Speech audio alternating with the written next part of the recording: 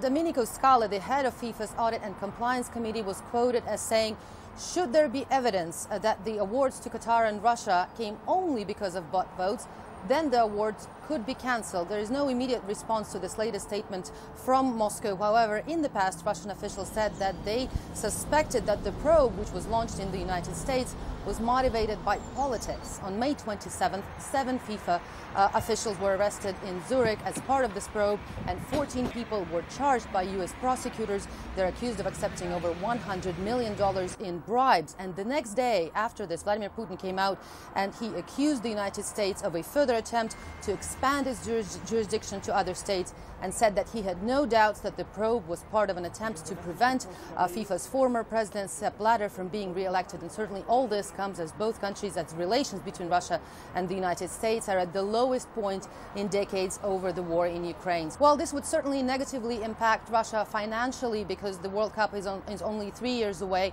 and preparations for it, including construction of stadiums, hotels and training grounds, is already underway. This would certainly affect Russia's economy, which is shrinking this year. And in May, Russian officials said that they have decided to cut Russia's World Cup budget by 71 million to $13.2 billion. And certainly this would affect Vladimir Putin's popularity, because the World Cup is an image project for the Kremlin. Vladimir Putin's approval ratings have soared to over 80% over the events in Crimea and in Ukraine. And this, combined with Russia's shrinking economy, could certainly affect his rating. But it is too early to speak about whether Russia will lose its right to host the World Cup in 2018, because as of now, no evidence to prove that either Russia or Qatar have bribed their way to host the World Cup was presented.